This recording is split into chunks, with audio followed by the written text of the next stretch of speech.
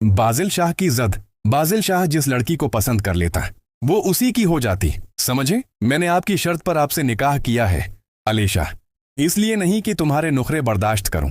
चलो ये रूसी लिबास उतारो और वो पहनो जो मैंने कहा है। आज की रात तुम्हारी दिद की नजर नहीं होने दूंगा, नाइटी पहनो। वो अरीशा के बिगड़े हुए अंदाज देखकर कहने लगा, मगर अरीशा सिर्फ उसे घूरती रही। अगले ही लम्हे वो उसके करीब आया। इसकी सुरमई आंखों में एक अजीब सी चमक थी। वो आगे बढ़ा और एक इंतहाई बेबाक सरख नाइटी बेड पर रख दी। कितना अजीब शख्स था।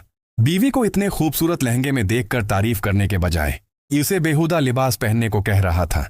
अरीशा बोली, मत भूलो बाजिल, तुम्हारी बहन भी मेरे भाई के निकाह में है। अगर तुमने मेरे साथ जरा भी जबरदस्ती की तो तुम्हारी 17 साला बहन को उसका खमियाजा भुगतना पड़ेगा।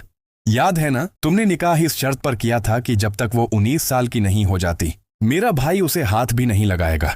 सोच लो, अगर तुमने मेरे साथ जबरदस्ती की तो मैं सिर्फ एक फोन कॉल करूंगी और फिर जो होगा तुम सोच भी नहीं सकते। तुम्हारी बहन तो अपने मुना से तुम्हें बता भी नहीं पाएगी कि उसके साथ क्या हुआ।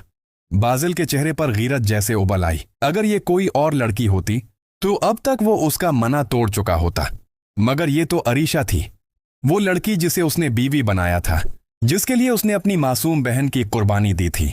अरीशा ने तेजी से जवाब दिया, मुझ पर हक 2 साल बाद जताना, जब तुम्हारी बहन मेरे भाई की शिद्दतें सहने के काबिल हो जाएगी।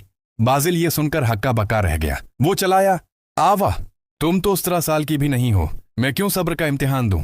आज तो बाजिल से वाकई सब्र नहीं हो रहा था। वो संगदिल महबूबा जिसने अपने दिलकश अंदाजों से इसके जज्बात को जगा दिया अब उस पर पाबंदी लगा रही थी। बाजिल का दिल चाह रहा था कि उसे अपनी बाना हो, मैं भर ले। बड़ी मुश्किल से उसने ये 6 माह गुजारे थे। अलीशा की हर शर्त मानी थी।